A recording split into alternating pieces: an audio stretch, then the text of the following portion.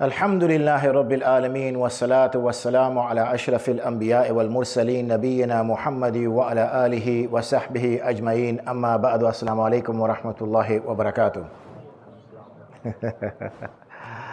I spoke to the brothers downstairs. I said, I spent about 5 hours in a car, tried to keep myself entertained. And then, mashallah, they put on such a dawat downstairs. So I've got now a full belly. And now, you know what happens when you've been in a car for such a long time and you now have a full belly. Obviously, you want to curl up in a corner and have a nap. So I've obviously come to the right masjid in order to do that, because when I gave you salam, or I could hear maybe the birds tweeting outside louder than I could hear the salam from the brothers here. So you want to keep me awake or you want to put me to sleep? Try to wake me up. Should we try that one again then? Assalamu alaikum wa rahmatullahi wa barakatuh. That's a little bit better, alhamdulillah. If the brothers can somehow shuffle across this way, those on the left without disturbing anybody's salah, it'll make life a little bit easier. Saves my neck from moving around. We've just completed Ramadan, and in Ramadan, obviously, we spoke at length with people about their zakah.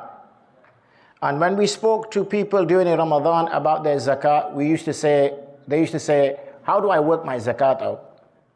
So we would say to them, well, what you do is you need to determine all your assets. And when you've determined your assets, you need to value your assets.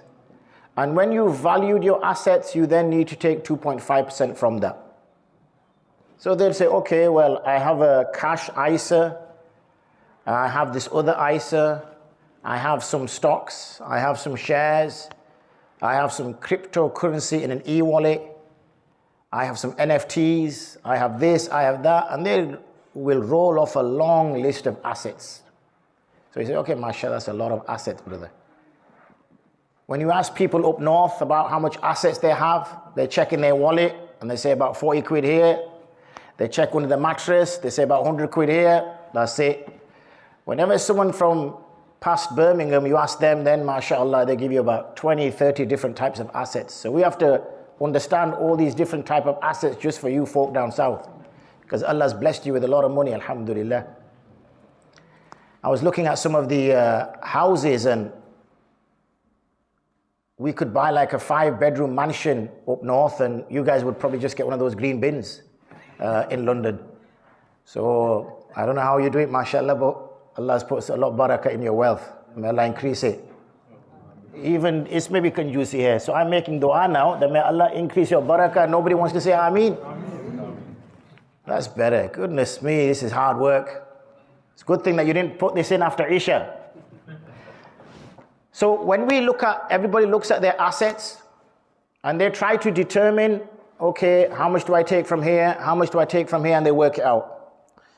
So you ask, and when we start to kind of go under the skin a little bit, when we start to understand this a little bit, why do people have so many assets? We're a community that of course we should save for the future. Of course we should have something put aside for, unplanned eventualities. But we are always referred to as Ibn al-Waqf as well. We live for the moment, meaning we don't know what tomorrow is going to bring. We don't know what next week's going to bring. We don't know what next year is going to bring. And sometimes you save a lot of this, and then, it comes to the time and, it becomes something that people then are fighting over, people are arguing over. As the hadith mentions, what is really your wealth is the sadaqah that you've given, the clothes that you've already worn, and the food that you have already eaten. That was your wealth. The rest is now you're holding on to it for your children or whoever is going to inherit from you. But khair, let's get back to the topic at hand about all these type of assets. So what is the rationale for these assets? We have the rationale for the assets is to save for the future. We have a pension scheme. Why? Because there's going to come a time when I'm no longer going to work and I want to maintain the same sort of lifestyle that I have now when I'm not going to work.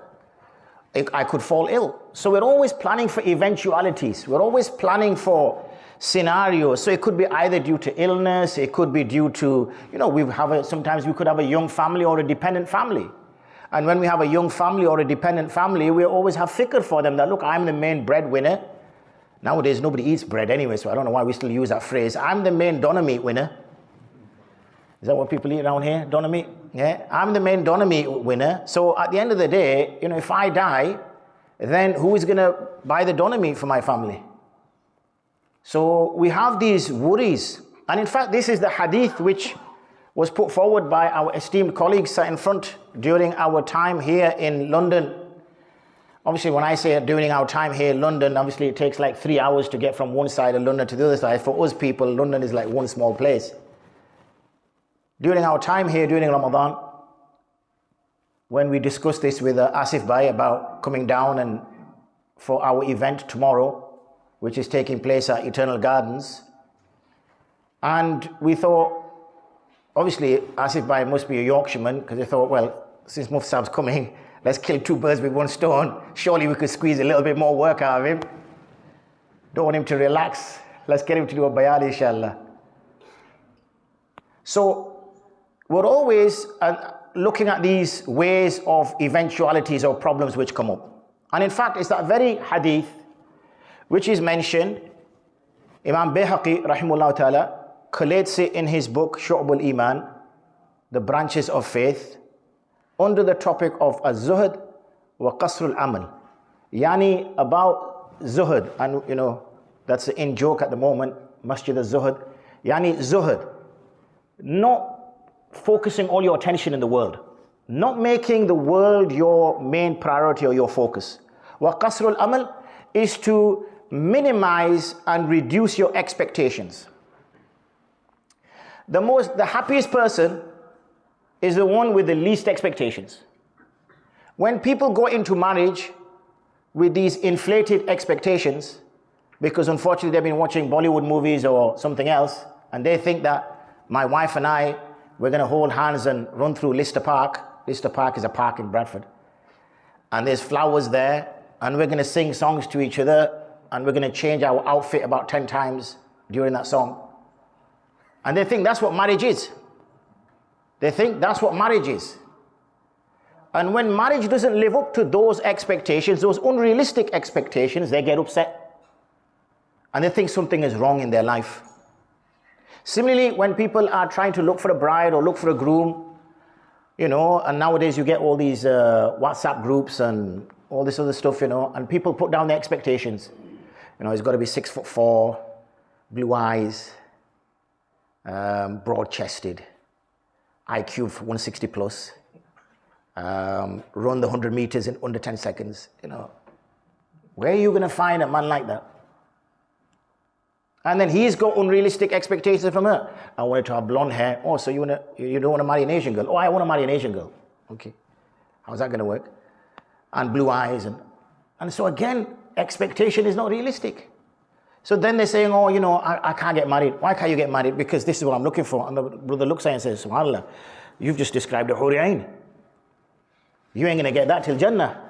So you best just wait till you get to heaven, because that lady is going to be waiting for you in heaven. So when we have all these unrealistic expectations, so this, where Imam Bayhaqi puts this hadith, is in that chapter in which to minimize and reduce one's expectations from the world.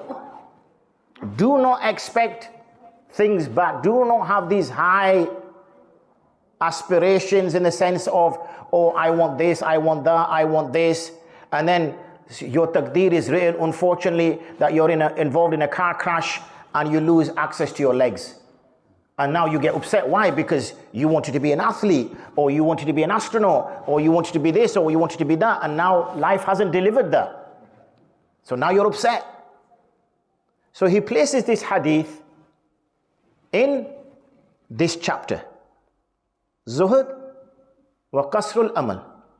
Zuhd meaning, not making the world. It does not mean that you have to become a pauper and sleep in a cardboard box or something. It does not mean that. It means you do not make the world your primary goal.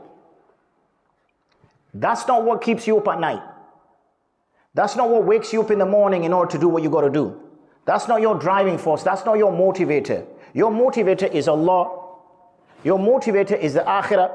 But we've all got to survive. So in there,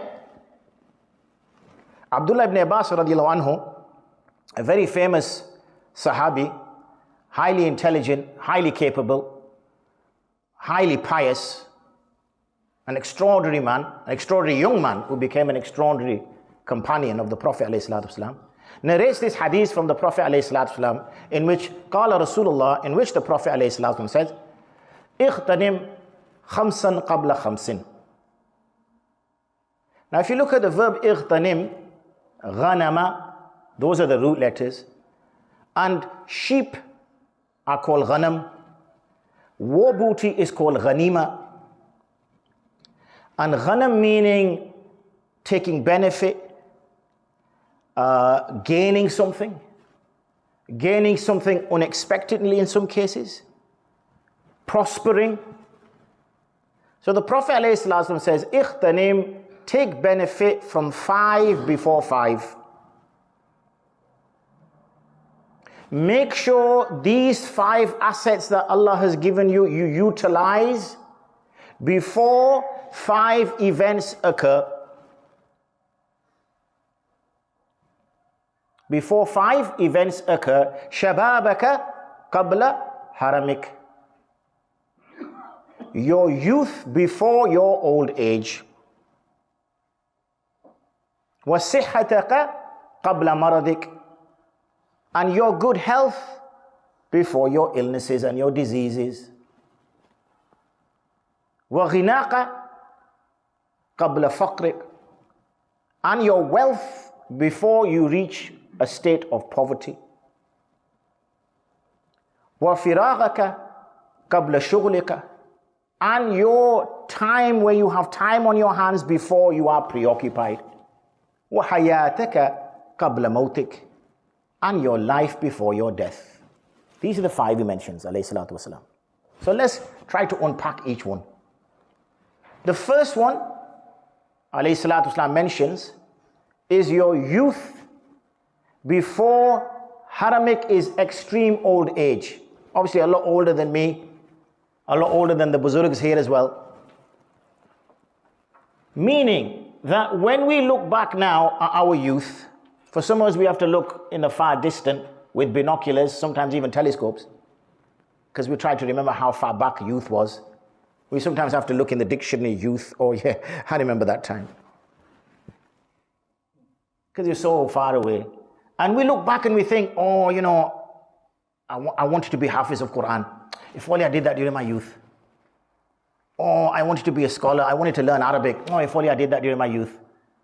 Oh, if only I could understand what the Quran meant when the Imam Sahib stands on the Musalla. If only I knew what that meant. Oh, if I learned that when I was a child.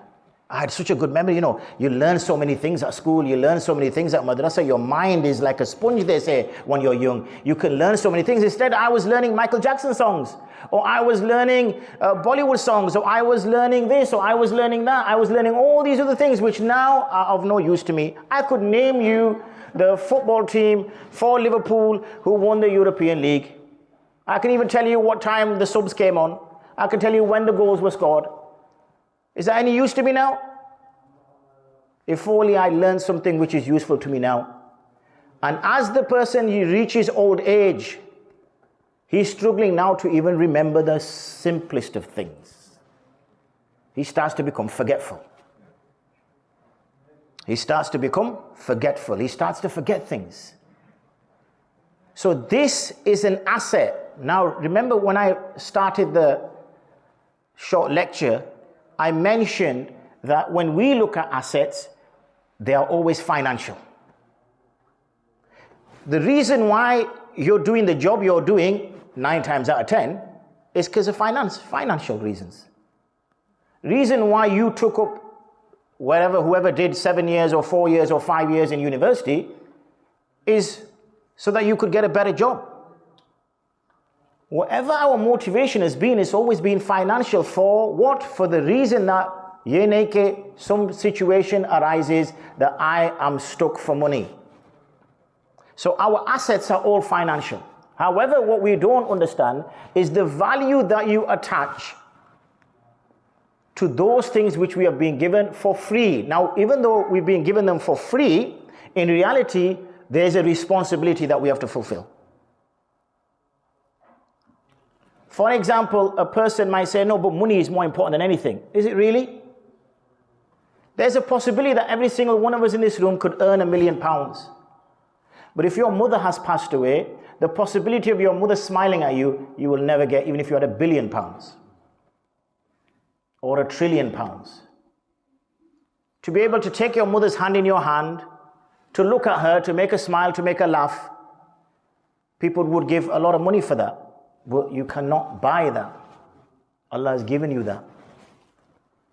So the hadith is trying to make us understand that those things which we think we've got for free, and that's why we don't value them, in reality they are the most expensive things because they are priceless. Sometimes when you add the word less to something, it means come.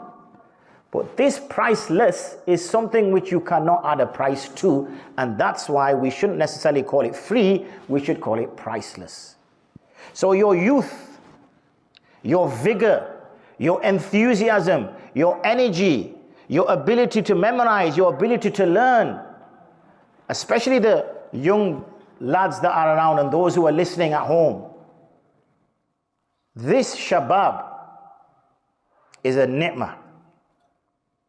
And you will not realize it now. Ask those with the white beards around you. You'll only realize it when you get to where they are and they look back at their youth. So utilizing one's youth, how do we utilize our youth? What is it we're doing with our time? Because that's really what youth is, isn't it? What about the ability to learn, the ability to do things? For example, now we see, unfortunately, as we get older, some of us now having to use a chair to pray. That ability to place your face on the ground to Allah has now gone. The ability to make sajda by placing the face on the ground, whereas a youngster, you could, pray 300 rakats nafil. No problem at all. You could stand the whole night in prayer. No problem at all. Now, we do 3 rakats, 4 rakats, the knees are already shaking. Already the effects of Taraweeh, have we forgotten that we could stand for an hour and a half, 2 hours? That's already gone. Now standing for 3 minutes, 5 minutes, 10 minutes is difficult. So that opportunity to fast in the long days of summer, to stand in the night in prayer, to have the energy to make a change in our community, because the activism tends to come from our youth. You're seeing now on the university campuses in America, it's the young people that are standing up to oppression. It's the young people that want to be heard. They're the driving force. Change has always come from the young. It's always come through the wisdom and advice of the elders, but change has come from the young. The energy has come from the young. So the Prophet ﷺ is saying is, ikhtanim, take advantage, utilize, make good use of your youth before you reach old age. And something which goes hand in hand, not always, but something which goes hand in hand is health. Another thing which we've been given for free, which we don't value.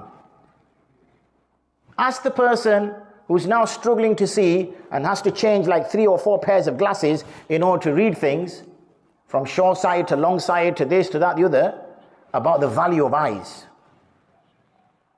About the value of eyes. The ability to see. The ability to think, the ability to write. We see now as folk get older, especially in our, in our indoor pack world, diabetes is rife, heart condition is rife, lots of illnesses and diseases. That very same person, when he had his health, could do quite a lot. Now that he's reaching poor health, he's struggling to do the most basic things. So one shouldn't take for granted that health that the person has been given, that I will have this for life.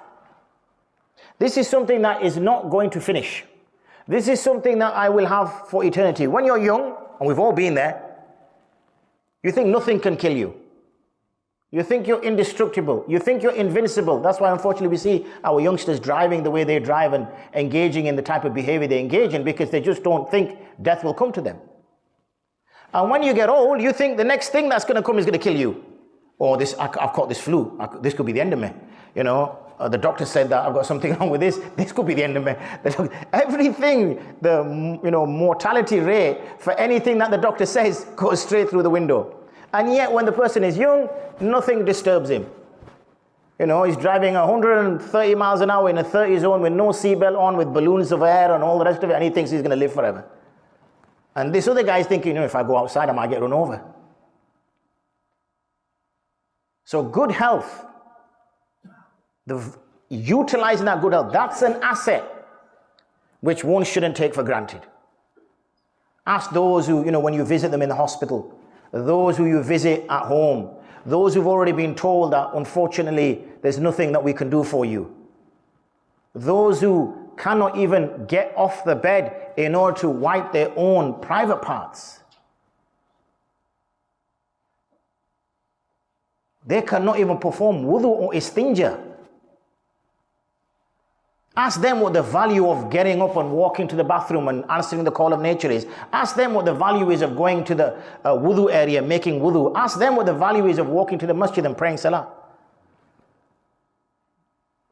When they feel humiliated, when they feel degraded, when they feel that they are now at the whims of this other person, and if this other person is not happy with them or whatever, then they can make this person's life hell.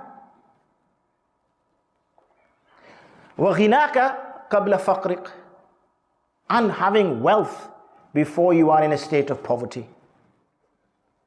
Meaning the money that we're getting, the money that we're earning, there's been people who have money, it triggers Hajj for them, then they get married. I'm not saying that poverty is linked with marriage, just clarify that point. Then they get married, and then after a short period of time, because obviously once a person gets married, he's got to buy stuff, like her clothes and her makeup. No, he's got to buy stuff, like he's got to get a house, he's got to get a car, he's got to get, stuff for the baby and all the rest of it. Now he says, Mufti Sahib, by the way, is Hajj fard upon me? So the Mufti will say to him that, okay, have you ever been during your time of bulugh, have you ever had enough finances that has triggered Hajj? And, oh yes, I did, years ago. Okay, then Hajj is fard upon you. Yeah, but I don't have it now. That doesn't matter. Hajj is fard upon you. It was triggered because during those 2 months and 10 days, the months of Hajj, you had sufficient money to perform Hajj. You chose not to do it. Now Hajj is fard upon you. Oh yeah, but I've got a mortgage, I've got a student loan, I've got this, I've got that. What do you want me to say?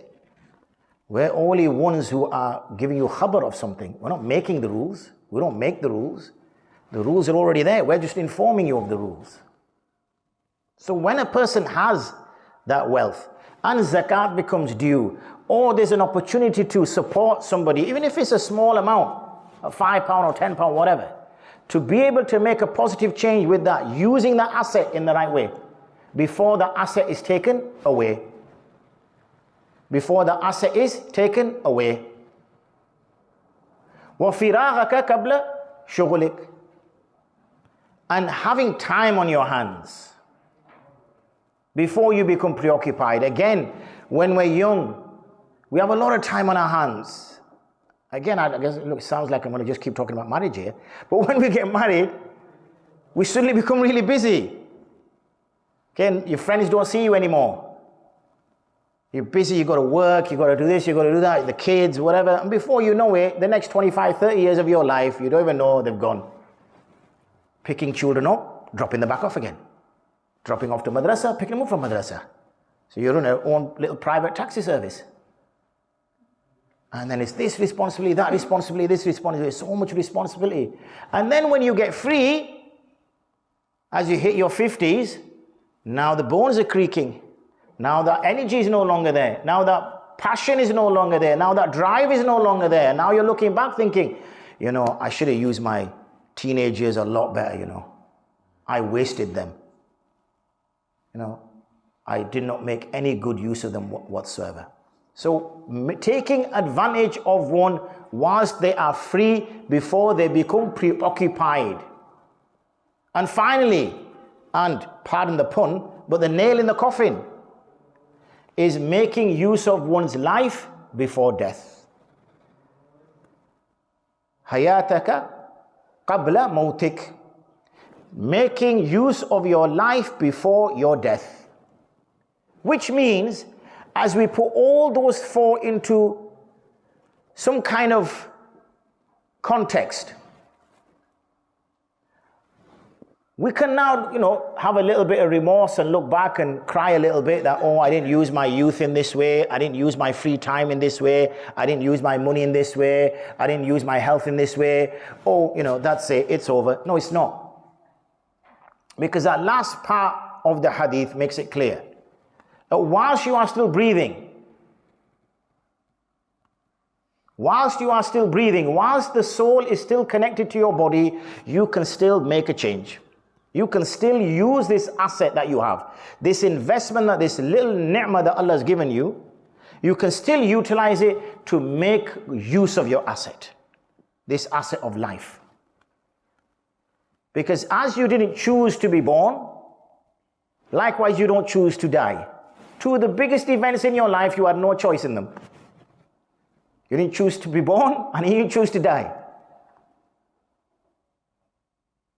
But once you are born, you make use of the assets. But what are we making the use of these assets for? What are we trying to get out of these assets? You're trying to make your akhirah, which is your real life, the best possible way you can make it. Like you're now interested in having a bigger kitchen, doing an extension here, adding a couple of more rooms there, could do with the toilet downstairs, don't do this with a garden, do whatever. Let's not forget that this is only a place that you're going to stay for 60, 70, 80 years max. You're going to go to another place, which is your eternal abode. And what preparations have been made for that eternal abode? So don't confuse your youth for something that should be spent frivolously. Don't confuse your good health as something that should be spent frivolously. Don't confuse your wealth as something that should be spent frivolously. Don't confuse your freedom as something that should be used frivolously. And most definitely don't confuse your life as something that should be spent frivolously. All these are given to you as assets and tools for you to use in order to make your abode in the hereafter. That's the purpose. And that's why the Prophet ﷺ mentions that make use of 5. Take benefit of 5 before 5 other things come. Because the 5 other things which come will terminate those 5.